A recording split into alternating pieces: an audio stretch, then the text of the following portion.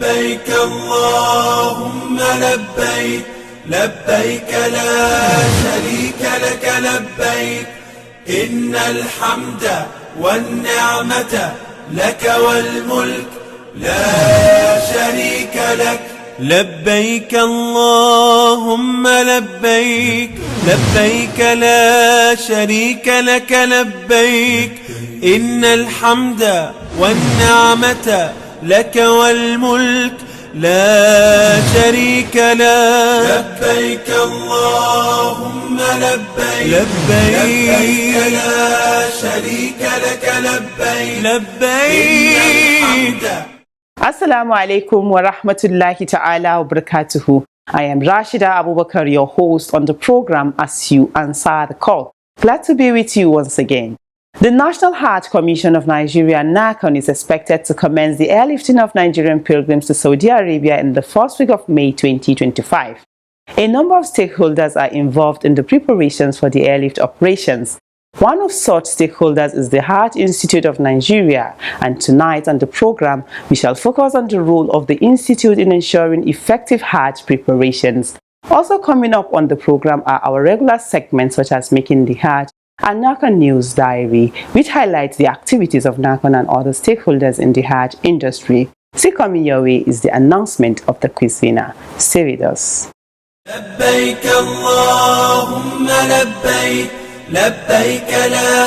Welcome back and thank you for staying with us. The program begins with the News Diary. Top in the lineup, NAHCON chairman flags off pilgrims vaccination at FCT Hajj camp. Stay tuned for these and more.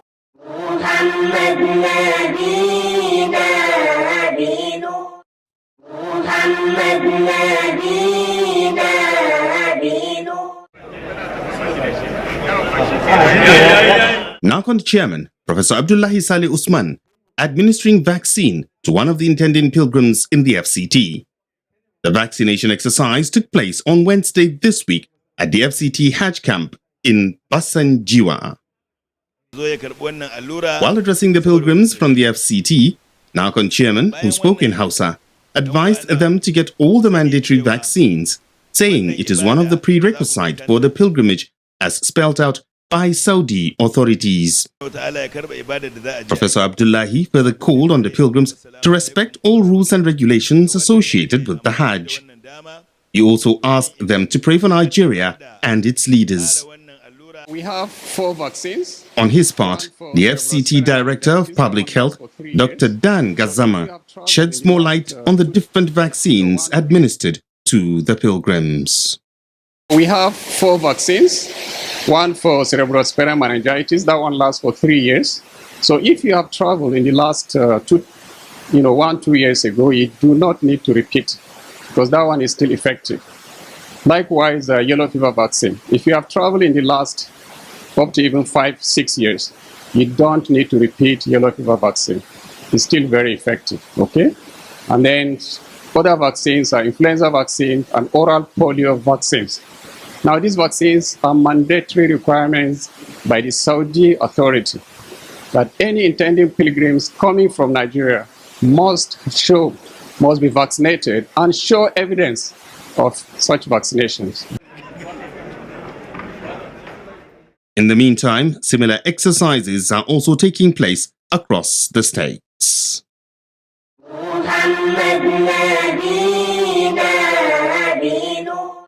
In another development, the Adamawa State Pilgrims Welfare Commission has engaged intending pilgrims from the state in practical demonstration on key Hajj rites. The awareness program took place across the state with focus on ihram or declaring of intention, tawaf, pelting of the jamrat, and many more. Ulamas and other experienced instructors took the pilgrims through the various stages of the Hajj rites. Meanwhile, the Executive Secretary of the Commission, Malan Salihu Abubakar, said the Commission has slated tomorrow Saturday for medical screening and vaccination of all intending pilgrims from the state.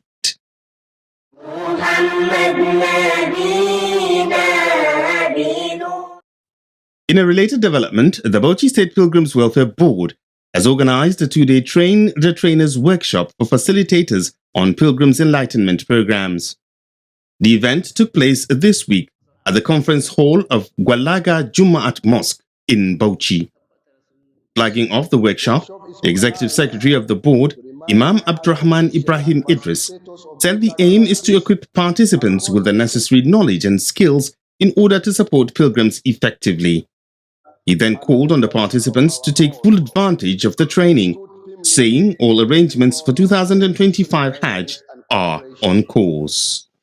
The annual Train the Trainers workshop is organized to remind Hajj officials and facilitators of beta classes across the state on the basic practice and update their knowledge on new policy guidelines as released by the Saudi Ministry of Hajj Affairs and the National Hajj Commission of Nigeria, NAHCON.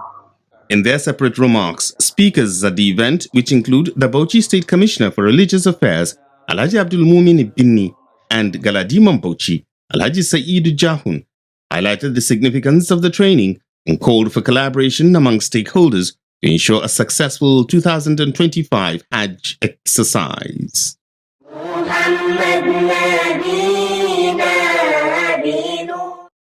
In other news, Kebbi State Governor Dr. Nasser Idris has approved the appointment of Emir of Argungu, Alhaji Samaila Mohammed Mera, as the state's 2025 Amiral Hajj. Secretary to the state government, Alhaji Yakubu Bala, announced this in a statement early this week in Birnin Kebbi, the state capital. The statement says the unveiling of the government delegation is in continuation of the preparations for the 2025 Hajj exercise. Alhamdulillah, you are still watching as you answer the call, a public enlightenment presentation that keeps you abreast of the activities of the National Hajj Commission of Nigeria, NAHCON, and other Hajj-related matters. The Hajj Institute of Nigeria is very much involved in ensuring the success of Hajj exercises. How then is the Institute involved? The details will form the thrust of our Spotlight segment. Stay with us. لبيك لبيك اللهم لبيك لبيك لبيك اللهم لبيك لبيك لبيك. Research plays a vital role in Hajj management and preparations in Nigeria. This is because research provides data-driven insights that help the National Hajj Commission of Nigeria, NAHCON, to develop informed policies in organizing a successful Hajj exercise. And the chairman, graciously approved. And so, since its establishment, the Hajj Institute of Nigeria has been involved in conducting research on Hajj services in order to promote better service delivery to Nigerian pilgrims. With the preparations for the forthcoming Hajj underway, the Hajj Institute of Nigeria is providing Hajj officials with its research findings to help sustain the successful records as well as address challenges. Including the operational information. Professor Wasiu Gabadin is the Deputy Rector at the Hajj Institute of Nigeria. He talks more about the Institute and its mandate in promoting efficiency in Hajj management. Well, Hajj Institute of Nigeria is a subsidiary of National Hajj Commission of Nigeria, and it was established purposely in training and professionalizing the managers and officials of Hajj in Nigeria in line with the best global practices. Majorly in the Institute, we carry out academic-related matters by way of doing some professional training for people who are involved in Hajj management.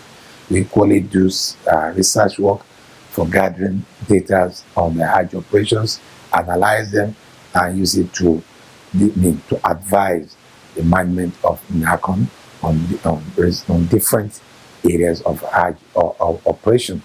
And then by extension, we equally do an in-house training for staff of National Hajj Commission, State Pilgrims Welfare Board, and that of tour operators. All these are critical stakeholders in the management and operation of Hajj in Nigeria.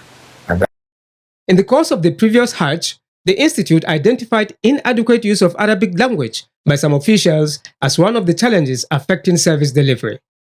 To address the problem in the forthcoming Hajj, the Institute is now training relevant officers on proficiency in Arabic language. One of the things we identified from the last year Hajj as it relates to the officials of the Hajj is that quite a number of them have deficiency in the major language of the Kingdom of Saudi Arabia, which is Arabic.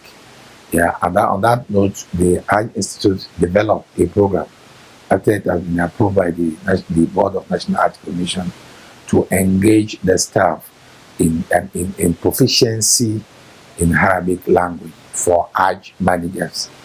This course is a 4-week program, and we did it in phases, in batches, because the staff of, we started with the staff of NAHCON that are in the headquarters, then we started gradually like that one. It's one of the things that we felt that if it is injected into this year Hajj operation, the efficiency will be more increased than what it is last year. The Deputy Rector speaks further on the issue.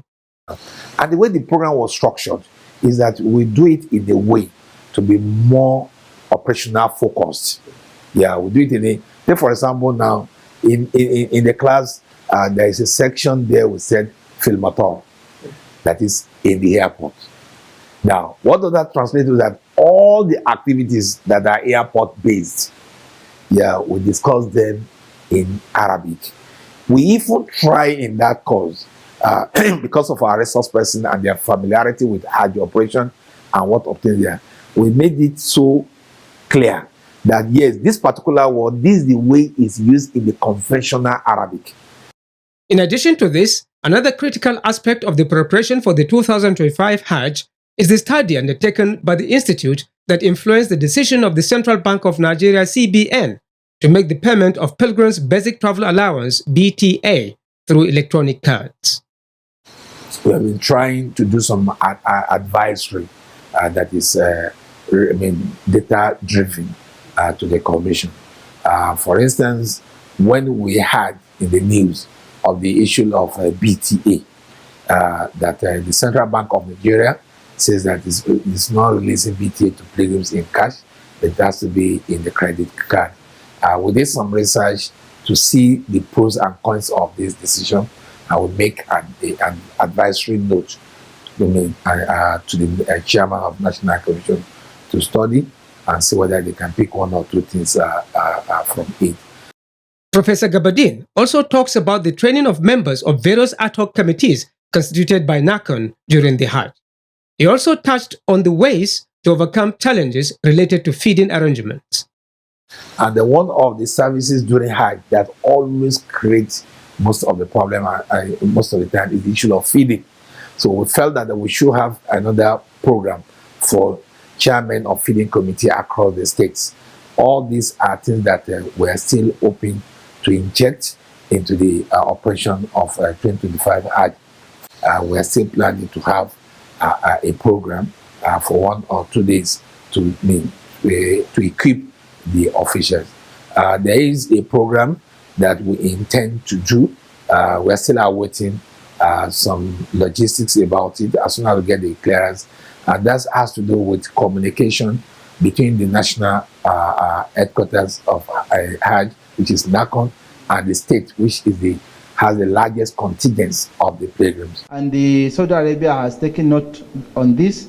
And to achieve its goals of impacting on Hajj management, the Hajj Institute of Nigeria holds periodic trainings and workshops to equip stakeholders with the necessary information and strategies to prepare for the Hajj adequately. This activity was very manifest during the 2024 Hajj. The Institute organized a Hajj summit titled First National Stakeholders Summit of Nigeria's Hajj and Umrah Industry, with the theme Partnership, Collaboration and Teamwork, the tripod of success for the 2024 Hajj operations. The summit brought together officials from various federal government organizations, executives of state pilgrims welfare boards, agencies or commissions, tour operators, religious leaders, airliners, lawmakers, as well as foreign partners. The outcome of the summit was used in arriving at certain decisions during the 2024 Hajj. With the 2025 Hajj preparations underway, the institute is making arrangements to organize another summit. Yeah, last year, that's when we have our first national stakeholder summit. And at that stakeholder summit, we have 4 technical sessions. And one of the sessions is airlift. You see, because airlift is very, very technical, because the entire Hajj is not Nigeria based. So all Hajj right takes place in the Kingdom of Saudi Arabia. And the only movement for now that the government is organizing is to transport the pilgrims from Nigeria through air to the. Yeah, our observation is that if you look carefully last year, NAHCON completes the first phase of the airlifting before, even without using all their numbers of days, because it gives room to the extent that the pilgrims, the delay in the airport will drastically reduce. The protocols of screening will drastically reduce, because this engagement of stakeholders that have to do with the airlift are actually contributed. Overall, the Hajj Institute of Nigeria is working out plans to make the Hajj operation self-sufficient. While all these are ongoing, the Hajj Institute is also looking into ways to make pilgrims' enlightenment programs an all-year-round activity. This is to ensure that intending pilgrims are adequately educated on Hajj rites and other civic responsibilities associated with the Hajj exercise. MashaAllah, the program is As You Answer the Call. Coming up next is Making the Hajj. Keep watching. Hajj is one of the pillars of Islam. The combination of the Holy Kaaba is a pillar of the major pilgrimage. Arafah is the most significant pillar of Hajj. Whoever misses Arafah has missed Hajj. The most important benefit of Hajj is to be born again. And Al-Hajj al-Mabrur, accepted Hajj, has no any reward except the paradise. لبيك لبيك اللهم لبيك لبيك لبيك اللهم. Pilgrims declare intention and assume the state of Ihram in one of the different locations or stations known as Mawaqit. Where are these locations or Mawaqit? When are pilgrims expected to be there? Miqat is the boundary, so it's a place. On Making the Hajj, Sheikh Abdullahi Musa answers these and other questions. It's a boundary, so to say, beyond which anyone that intends to perform Hajj or Umrah should not pass without entering into the state of Ihram. And Ihram, sanctity, into the where certain things that are halal are forbidden for the one that has entered into the state of Ihram. So the miqat is the boundary. So it's a place that has been set as a boundary for all intending pilgrimages, that whoever intends to perform Hajj or Umrah must enter into the state of Ihram in that particular place, beyond which it is not allowed for you to do that. The Mawaqit, or places designated for pilgrims to assume the state of Ihram, are Dhul Khulaifa is the miqat for the people coming from the direction of Medina. Al-Juhfa is 187 kilometers northwest of Mecca. People also call it Rabiqa, usually for people entering Mecca from Jeddah, and also those coming from Syria, Jordan, Palestine, and Lebanon.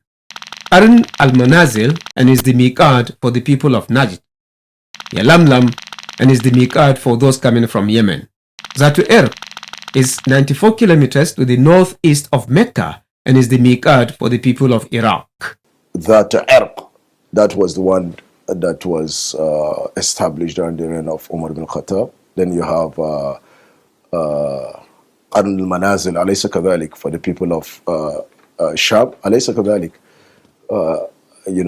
Sham comprises Syria, Jordan, Palestine, and even the people from Lebanon. Where then is the miqat, or station for the residents of Mecca? The scholars say for them they don their ihram, as residents, and then but for the one that comes from outside, is not a resident of Mecca, and then he intends to perform Umrah or Hajj, or you spend 15 days, as some of the scholars have said, he spent 15 days. It's an issue of ikhtilaf. He spends 15 days after performing the first Umrah, and he has a period of 15 days he wants to perform another Umrah.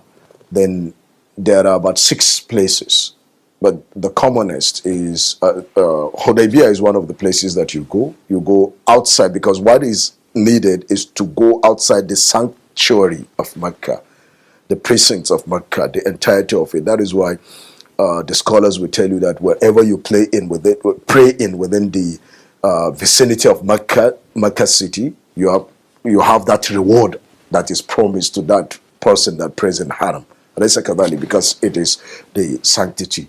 So you go outside the sanctity of it, and then you have the Masjid al-Tan'im, also known as the Masjid al-Aisha, that is common about 5 miles away from Kaaba, I think, or the city center. A pilgrim that passes his or her miqat without assuming the state of ihram has 2 options, says the Islamic scholar. He can correct it one of the 2 ways. It is not wrong if he goes back to the miqat to don the ihram. Do you understand? Or should he continue onward to Mecca to perform Umrah or Hajj, if it is Tamattu' Umrah together with Hajj while in that state, goes ahead to Mecca without turning back to the place of miqat where he should have done his ihram? Then for him is sacrifice. He will slaughter a sacrificial animal as a penalty for passing the miqat without donning the ihram. Alhamdulillah. Now it's time to know the winner of last week's quiz and also the question for this week. Good luck. لبيك لبيك اللهم لبيك. Welcome to the quiz segment. The question in the last episode was, mention other 2 names Tawaful Ifada can be called. The correct answer is Tawaful Hajj or Tawaful Ziyara. The winner is Bella Muhammad from Nasarawa State. He provided the answer ahead of others. Bella Muhammad will be contacted on how NAHCON will reach him with the prize he won. A quiz winner will get 25,000 Naira cash prize. This is part of NAHCON's effort in social investment in Nigeria. Now to the quiz for this week, and the question is, which of the Jamrat pillars are pilgrims expected to pelt on the 10th of Dhul Hijjah? Again, which of the Jamrat pillars are pilgrims expected to pelt on the 10th of Dhul Hijjah? Text your answers to the number showing on your screen. The winner will be the first person whose correct answer is received. All answers should carry the name and location of sender. Good luck and happy viewing. Once again, good luck to you. Up next are your messages. لبيك لبيك اللهم لبيك لبيك لبيك. Maina Muhammad sends in the first message. It reads, I commend NAHCON for its transparency in the selection process of service providers.